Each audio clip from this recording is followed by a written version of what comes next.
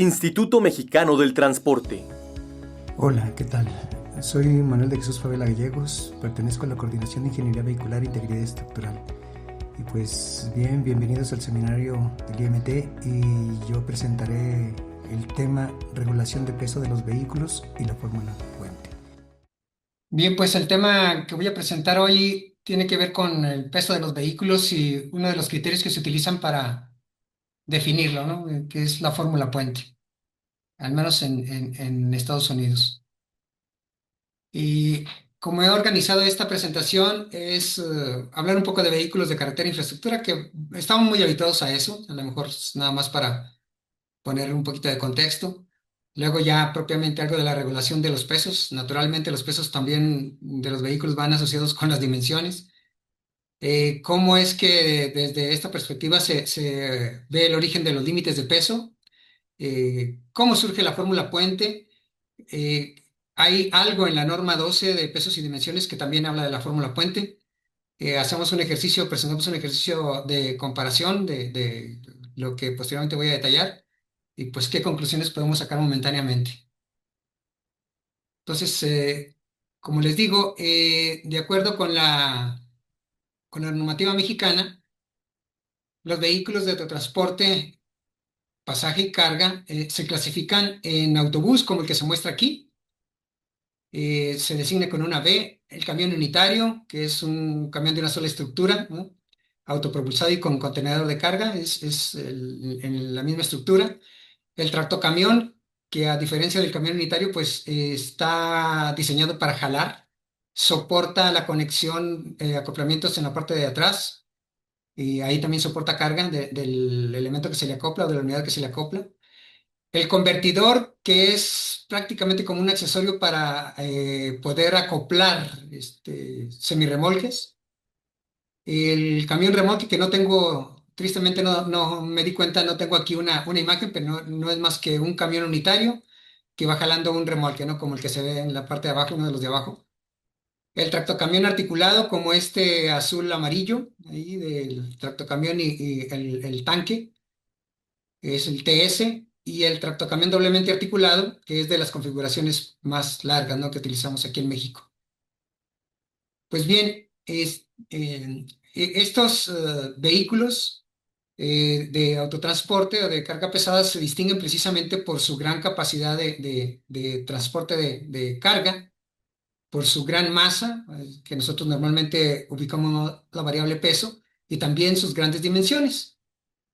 Por eso mismo, grandes pesos y tamaños, pues inherentemente tienen una mayor potencialidad de producir daño y deterioro. Por ejemplo, en los caminos y puentes, pues por su mayor peso, pues esa interacción produce mayor o repercute más y genera condiciones más propensas a daño. Y en caso de hechos de tránsito, accidentes, incidentes de ese tipo, pues esa interacción que también se tiene, esa convivencia con vehículos y los usuarios de las vías, pues cuando participan, pues la severidad es bastante grande, ¿no? Eso, entre otras cosas, pues conducen a que es importante regular su operación y armonizarlo con los otros elementos del sistema de transporte, ¿no? El mismo vehículo, la infraestructura, el medio, hasta el conductor mismo, la carga. Y aquí es indudable que el peso y las dimensiones son relevantes, ¿no? Para poder ponerlos en operación. Pues bien, con respecto a la regulación de pesos y dimensiones, aquí en México en 1940 inició esta regulación de los vehículos a través de la Ley de Vías Generales de Comunicación. O sea, ya tenemos poco menos de 100 años. En el 49, 1949, ya se toca algo de los pesos, pero de una manera muy ligera, muy general, en el reglamento sobre explotación de caminos. Básicamente aquí comentaba algo sobre las presiones de inflado, de las llantas, más que de los pesos en sí, y a través de eso, pues eh, implícitamente se deducía un peso, ¿no? Del límite. Pero bueno, así fue evolucionando todo esto y hasta que llegamos a esta norma oficial mexicana, específicamente para regular el peso y las dimensiones máximas de los vehículos de autotransporte federal, bueno, que transitan por las vías generales de comunicación. Esta versión de la norma 12, la vigente, es la 2017 y fue publicada en el Diario Oficial el 26 de diciembre del 2017. Entre las características que tiene, pues es que establece la clasificación de los vehículos, tal como lo mostré al inicio, y la parte relevante, naturalmente, es que indica los pesos y dimensiones máximas para todas las configuraciones vehiculares autorizadas, ¿no?, que se mencionan en la norma. Y un punto importante también es que no solo es como el peso global del vehículo de la configuración, sino que también especifica los pesos máximos por ejes o grupos de ejes, dependiendo de la configuración del eje y su ubicación o su función. Pues bien, estas dos tablitas son tomadas de esa norma, y aquí se establece cuáles son las configuraciones de ejes que están autorizadas, que van desde el eje sencillo hasta un arreglo de 3 ejes en arreglo dual, ¿no?, de llantas. Establece aquí sobre qué configuraciones aplican y cuál sería el límite de peso máximo de acuerdo al tipo de camino. Es decir, si es un eje de transporte o una carretera tipo A, B, C o D, ¿no? Y del lado derecho ustedes pueden observar la tabla de configuraciones autorizadas, que aquí como datos adicionales está el número de llantas, porque hay algunas configuraciones que, por ejemplo, aquí, como en el caso de autobuses, que es B2 y B3, y así todos, la letra, pues como vieron al inicio, denota la clase de vehículo, mientras que el número indica los ejes en la unidad o en la configuración. Y aquí es el número de llantas porque se puede haber un arreglo, como pueden ver acá, de llantas que se componen tándem con arreglo de un eje de 4 llantas y uno de dos, y así, ¿no? Por eso están esos, particularmente son casos especiales el B3 y el C3, ¿no? Y así todos los demás. Y están también cuáles son los pesos máximos autorizados por tipo de camino. Y como podrán observar también en las últimas, las configuraciones doblemente articuladas, nada más están permitidos que circulen, a menos que haya un permiso especial, en los caminos de altas especificaciones, es decir, los ejes de transporte y los caminos A. Pero bueno, notarán que aquí hay algunos que están subrayados, ¿no? O iluminados con azul. Esto tiene que ver con el siguiente ejemplo. Y esto empieza a hacer las cosas un poquito más interesantes.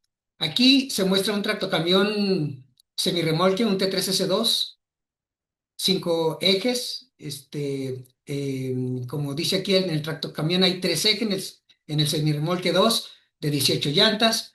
El peso bruto vehicular máximo de acuerdo a la norma en los caminos CTIA es de 46 toneladas y media, y tiene una longitud máxima, o pueden tener una longitud máxima de hasta 23 metros para que puedan circular en esos caminos. Pero aquí está una diferencia entre estos dos, o sea, ambos pueden soportar el mismo peso, con la misma distribución de peso sobre los ejes.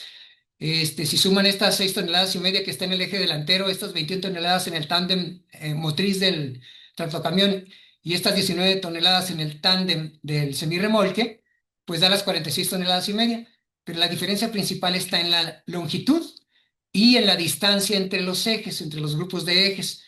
El de la derecha es mucho más cortito, de acuerdo a las características de la carga que transporta, mientras que esta de la izquierda, pues es una caja seca que puede tener una carga de menor densidad, ¿no? Y por lo tanto necesita más volumen.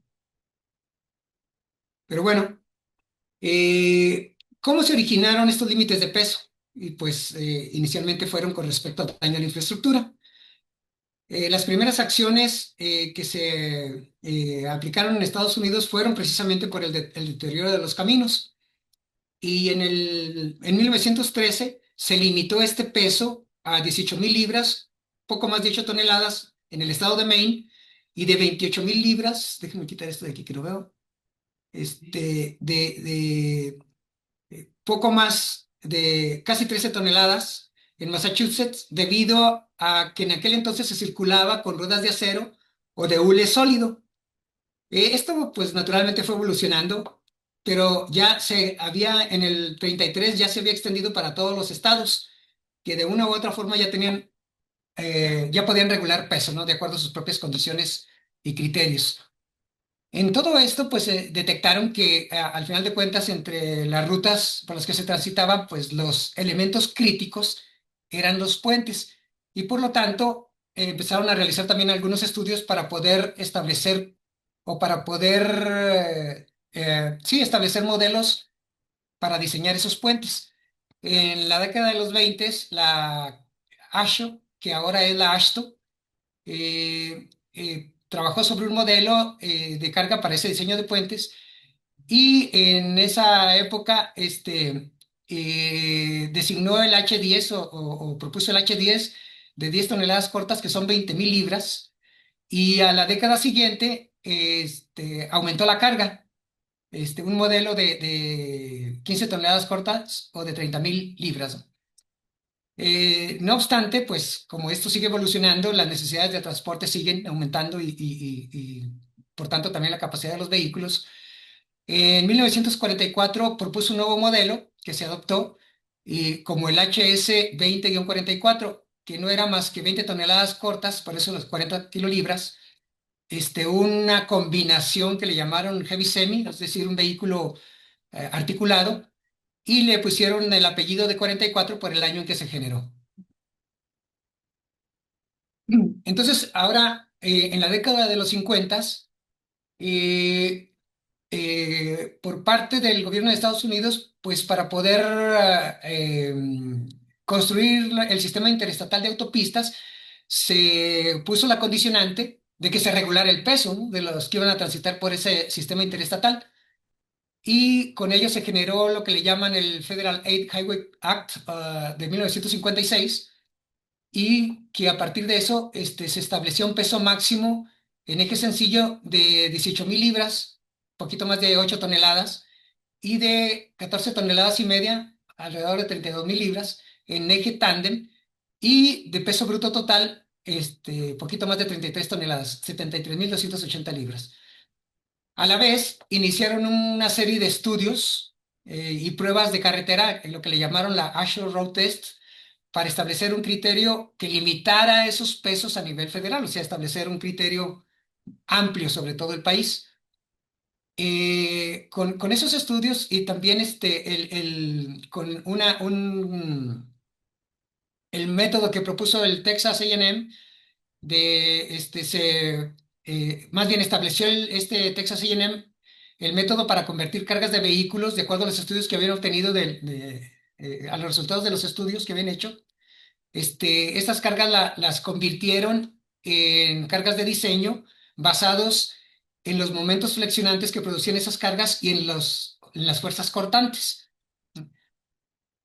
Así, en el 62, también el Texas Transportation Institute de ese Texas A&M propuso que se pudiera aplicar una fórmula o que se diseñara una fórmula en este formato, donde la carga W que podría limitar al vehículo pesado fuera de este tipo, ¿no?, de A multiplicado por tres términos, uno de ellos en función del número de ejes y la longitud o la distancia entre los ejes extremos de cualquier grupo de ejes en la combinación, o un coeficiente B por el número de ejes más otro coeficiente C, ¿no?, tal y como se describe aquí en la lámina.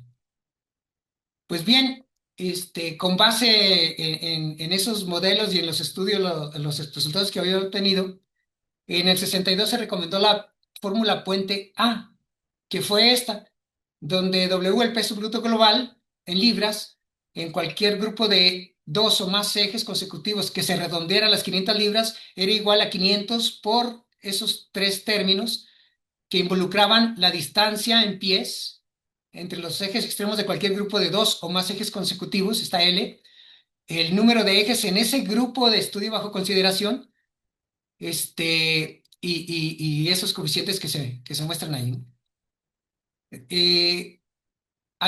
Bueno, casi al mismo tiempo, un año después, en el 63, la ASHO recomendó un peso permisible en eje sencillo, lo aumentó de 18,000 a 20,000 libras, es decir, un poquito más de 9 toneladas, pero que se mantuviera el peso en ejes tándem de 32,000 libras, que son como 14 toneladas y medias, lo cual fue adoptado de manera inmediata por ese sistema de autopistas interestatales.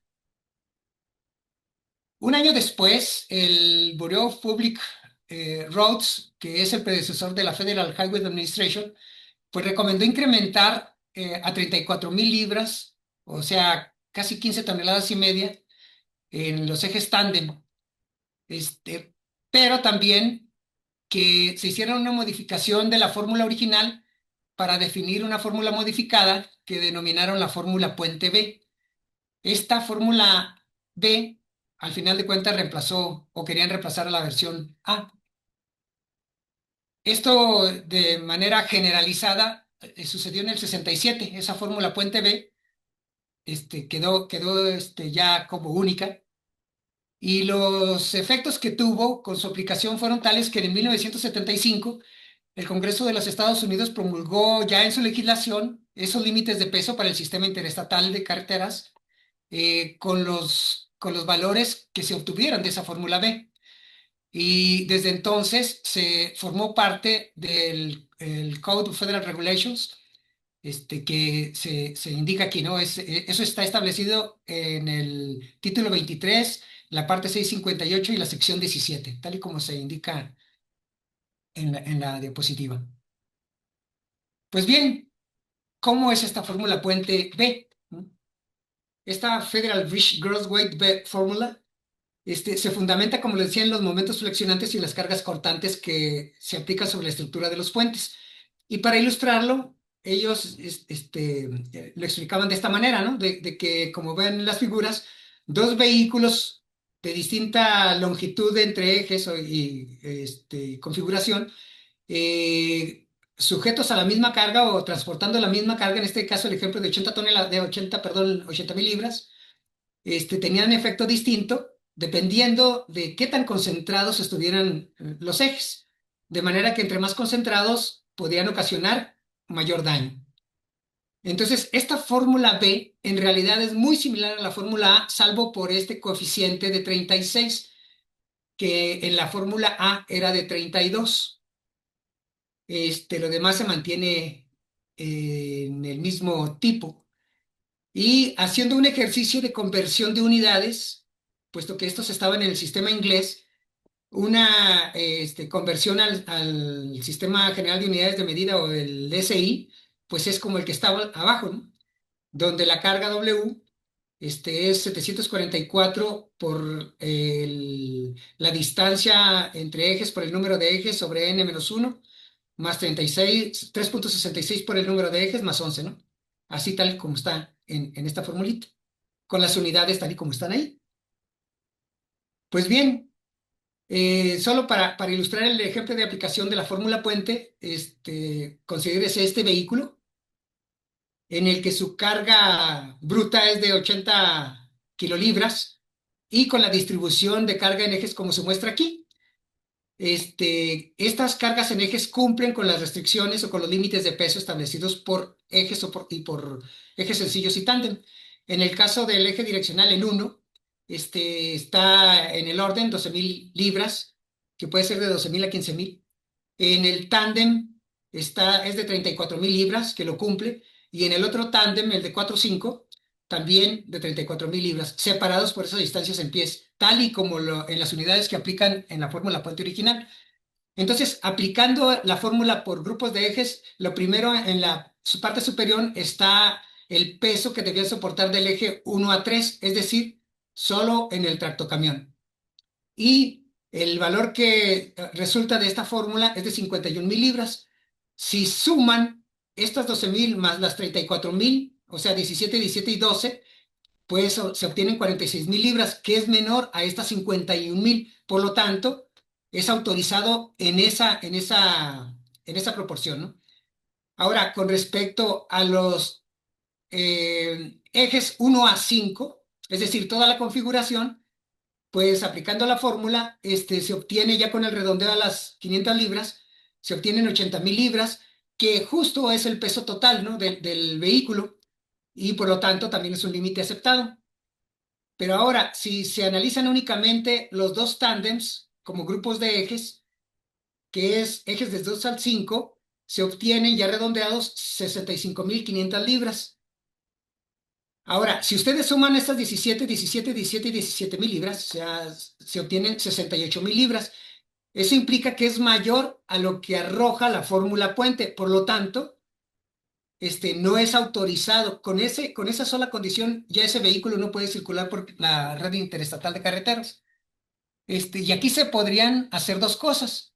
O se disminuye la carga o se aumenta la distancia entre estos dos grupos de ejes. Entonces, pues ya queda a criterio del transportista, ¿no? O de quien maneje la carga. Pues bien, pero bueno, vamos a ver lo de la fórmula puente en la norma 12. El párrafo 6121 del capítulo 6, especificaciones de esta norma vigente, la NOM 012-ST2-2017, indica tal y como se dice aquí, dice, el peso bruto vehicular máximo autorizado para cada vehículo configuración vehicular, según el tipo de camino en que transitan, es el indicado en las tablas B1 y B2, como sigue. No pongo estas tablas, pero la B2 es donde están las configuraciones con los límites de peso, considerando la suma de pesos por eje y la fórmula puente. Entonces, hace una nota al pie e indica que la fórmula puente es como se describe aquí. El peso bruto vehicular es igual al coeficiente de 870 que multiplica a la distancia entre ejes extremos, medida del centro del eje delantero al centro del último eje del vehículo, configuración vehicular, es decir, el primero y el último en la configuración, que multiplica el número de ejes sobre el número de ejes menos uno, y lo otro se mantiene como en la versión anterior, ¿no? 3.66 por el número de ejes más 11. Entonces, perdón, eh, dándole un rastreo a esta norma, se observa que desde la versión del 2008 ya se incluía, o sea, fue la primera vez que se incluyó, y según algunos comentarios que se escucharon o que se metieron en ese momento, pues era fundamentalmente para aplicarse a configuración de tractocamión doblemente articulado. Ahora, si comparamos estas versiones, o sea, la de la norma mexicana y la de la FHWA, vemos que la diferencia es únicamente en el coeficiente, ¿no? 870 para la mexicana, o la versión local le llamo yo, y 744 para la versión original. Si establecemos la relación, pues arroja una diferencia ahí del 17%, más o menos, ¿no? Esa relación de 1,169 entre ellos. Es decir, el PBV es mayor que el W, si se aplica la forma para un mismo contexto, o un mismo tipo de vehículos. Vamos a presentar aquí un ejercicio comparativo donde se muestran el C3, el C2, C3, estas configuraciones que están aquí, con unidades y distancias medidas entre ejes tal y como se muestran en la tabla, ¿no? Y los resultados están en las dos últimas columnas, pero para hacerlo más gráfico, pues es aquí. Entonces, si se fijan, gráficamente, si se obtiene valores positivos, entonces el peso establecido en la norma es superior a lo que establece perdón, está por debajo de lo que se establece por la fórmula puente. Quiere decir que en esta primera gráfica del C2, pues cumple con ambas condiciones, ¿no? De las dos especificaciones por la fórmula puente. Sin embargo, ya para el C3, el T3S2, el T3S3 y el T3S2R4, pues las cosas se invierten. Y entre más la diferencia sea más grande negativa, pues entonces la diferencia con lo que establece la fórmula puente de una y otra, que lo naranja es la original y lo gris es la mexicana, pues son las diferencias, ¿no? De excedencia, por decirlo así, de ese valor. Y ustedes pueden aquí ver en esas configuraciones cómo están todos por debajo o sea, con valores negativos. Pues bien, para terminar, pues ya llegamos a estas conclusiones. Y una es que, pues, por necesidades de conservación de la infraestructura, pues es necesario establecer los criterios adecuados para definir límites de peso, ¿no? En vehículos pesados. Esta fórmula puente define límites de peso en función del número de ejes y la distancia entre ellos. Y pues naturalmente hay estudios que lo sustentan en Estados Unidos sobre deterioro de carreteras y puentes. A partir del 2008, México adoptó una versión modificada de esta fórmula puente, pero con valores 16,9% superiores, 17% en la práctica, respecto a la versión de Estados Unidos. Y además que nada más utiliza los ejes extremos en toda la configuración, el primero y el último, particularmente en vehículos multiarticulados. El peso máximo autorizado de los vehículos, como se pudo ver, es frecuentemente superior a los recomendados por este criterio de riesgo, ¿no? De daño a puentes. Y de las configuraciones que al menos se presentaron aquí como ejemplo, pues el T3S3 representa una mayor diferencia y que podría representar una mayor potencialidad de daño con respecto a las perspectivas de esos criterios, ¿no? De la fórmula puente original y la versión local. Ahora, esto solo es un ejercicio, ¿no? Un ejercicio que trata de evidenciar esta necesidad de analizar el efecto de los pesos con mayor detalle y pues que nos permita también revisar los criterios que se utilizan aquí en México para, no solo por la configuración total, sino por peso por eje o grupos de ejes. Y pues bueno, gracias y a quienes tengan mayor interés en esto, pues aquí hay un par de publicaciones, una publicación técnica, la 823, y un artículo que se presentó en un congreso de la Sociedad Mexicana de Ingeniería Mecánica. Gracias. Instituto Mexicano del Transporte.